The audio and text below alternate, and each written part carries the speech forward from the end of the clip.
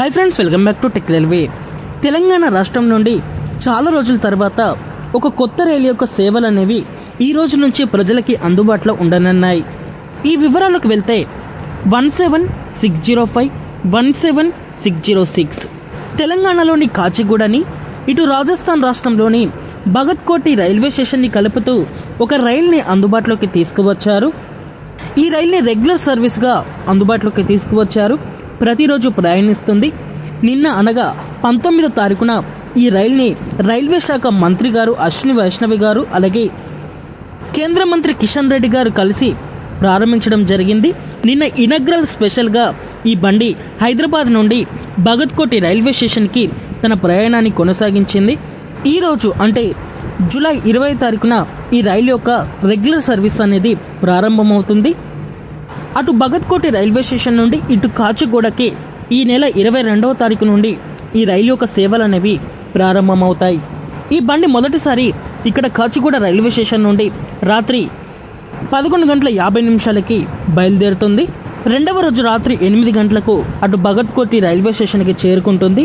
ఇంకా తిరుగు ప్రయాణంలో భగత్ కోటి రైల్వే స్టేషన్ నుండి రాత్రి 10:30 బయలుదేరి రెండవ రోజు మధ్యాహ్నం 3:40 ఇటు కాచిగూడ రైల్వే స్టేషన్కి చేరుకుంటుంది.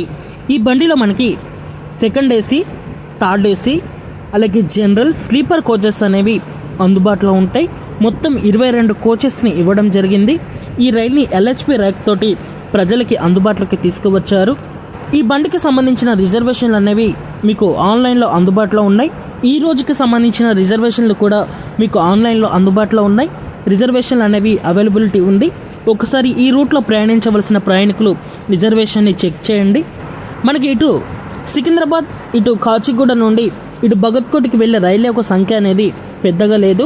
1-2 స్పెషల్ రైళ్ళు అలాగే ఆ భగత్ కోట్కి దగ్గరలో ఉండే జోధ్పూర్ రైల్వే స్టేషన్కి వెళ్ళే ఒక సూపర్ ఫాస్ట్ అనేది అందుబాటులో ఉంటుంది. ఇప్పుడు ఇలాంటి రూట్లో ఈ రెగ్యులర్ సర్వీస్ని అందుబాటులోకి తీసుకురావడం అనేది ఒక మంచి విషయంగా చెప్పుకోవచ్చు.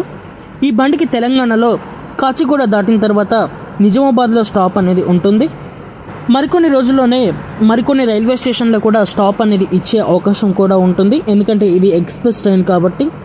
ఈ బండి ఇటు కాచిగూడ నుంచి సీతాఫల మండి బి క్యాబిన్ మీదుగా మల్కాజ్గిరి, అల్వాల్ ఈ రూట్లో ప్రయాణించి మనోహరాబాద్ ఇటు నిజామాబాద్ సెక్షన్కి వెళ్ళిపోతుంది. ఇక ఆ తర్వాత మహారాష్ట్ర ఇలా తన రాష్ట్రాలని క్రాస్ చేసుకొని ఈ బండి తన ప్రయాణాన్ని అందిస్తుంది. ఓకే ఫ్రెండ్స్, ఈ రెగ్యులర్ సర్వీస్ని అందుబాటులోకి తీసుకురావడం మీద మీ అభిప్రాయాన్ని కామెంట్ చేయండి. మరిన్ని రైల్వే అప్డేట్స్ కోసం మన ఛానల్ని ఫాలో అవ్వండి. Thank you for watching. Nice day.